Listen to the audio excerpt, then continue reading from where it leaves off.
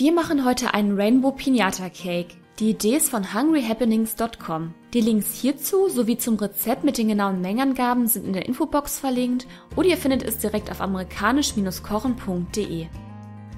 Zuerst wird weiche Butter zusammen mit Zucker und Vanillinzucker cremig aufgeschlagen.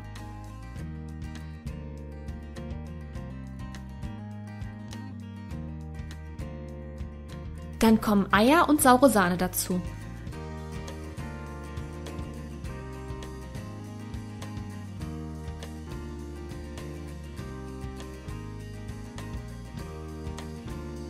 Das Mehl wird mit Backpulver und Salz vermischt und dann nach und nach zu der Buttereimasse gegeben.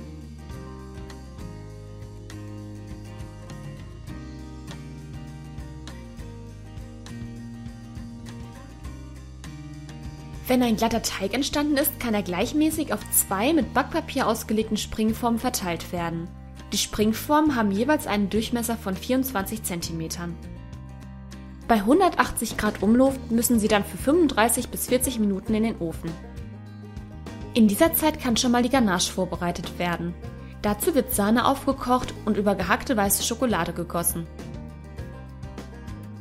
Das Ganze wird 5 Minuten stehen gelassen und danach so lange gerührt, bis eine schöne glatte Masse entsteht.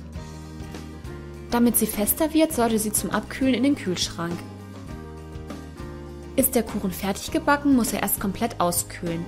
Am besten stellt man ihn dazu auf ein Kuchengitter, damit sich keine Feuchtigkeit unter dem Kuchen bildet. In der Zwischenzeit geht's mit der Deko weiter. Für den Regenbogen wird Fondant eingefärbt und zu Rollen geformt. Wie man Fondant selber machen kann, haben wir euch schon in verschiedenen anderen Videos gezeigt. Die Links dazu findet ihr auch in der Infobox.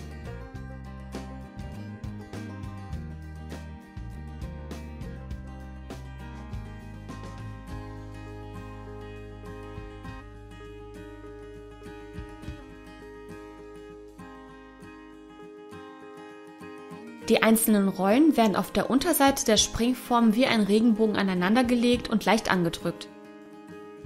Am Ende werden die Stücke in der Mitte der Form so abgeschnitten, dass ein Halbkreis entsteht. Durch die Springform hat der Regenbogen die gleiche Größe wie der Kuchen. Sind die Kuchen abgekühlt, werden sie jeweils in der Mitte geteilt.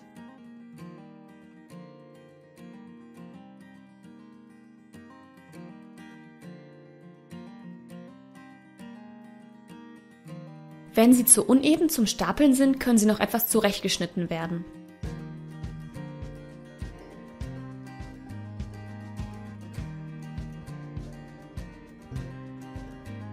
Als nächstes wird in 2 der Hälften ein Loch geschnitten. Die eine Hälfte kann dabei als Schablone für die andere Hälfte benutzt werden.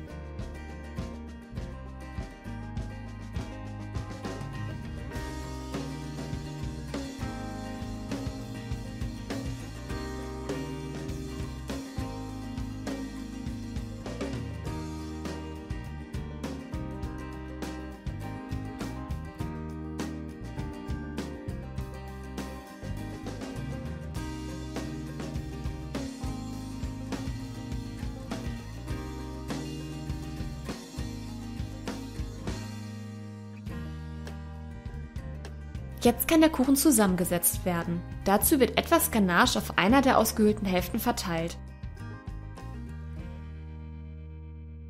Danach wird sie auf die Kuchenhälfte gesetzt und dann wird von der anderen Seite wieder Ganache darauf verteilt.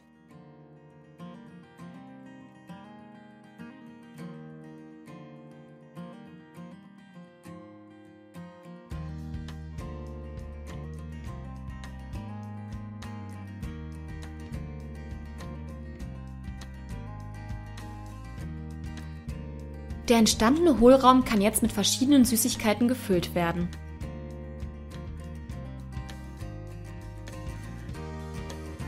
Danach wird wieder der Rand eingestrichen und die letzte Kuchenhälfte als Deckel auf die anderen gelegt. Ist das geschafft, wird mit Ausnahme der Schnittseite, weil sie später den Boden bildet, der ganze Kuchen mit Ganache bestrichen. Dann sollte er so lange in den Kühlschrank, bis die Creme fest ist.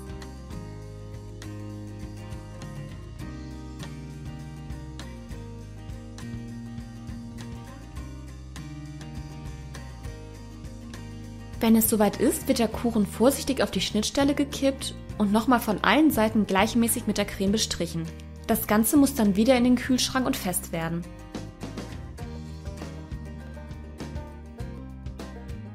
Dann kann es mit der Fondanddecke weitergehen. Damit der Fondant beim Ausrollen nicht an der Arbeitsfläche kleben bleibt, könnt ihr etwas gesiebten Puderzucker darauf verteilen. Der Fondant wird flach ausgerollt und anschließend mit Hilfe des Nudelholzes auf den Kuchen gehoben.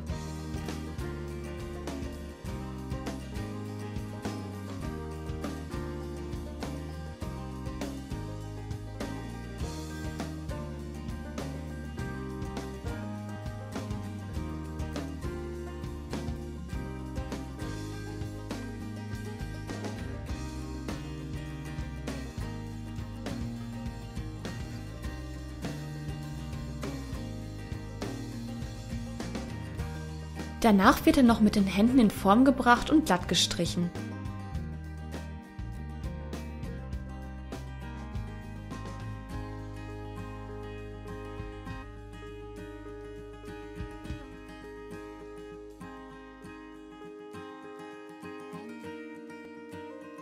Mit einem kleinen Stückchen Fondant lassen sich gut die Reste vom Puderzucker entfernen und letzte Ecken glatt streichen.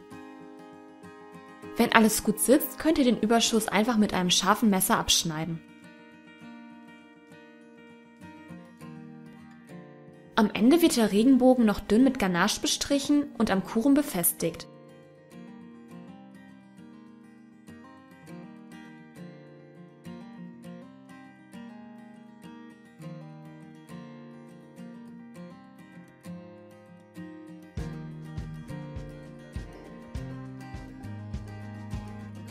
Wir wünschen euch ganz viel Spaß beim Backen.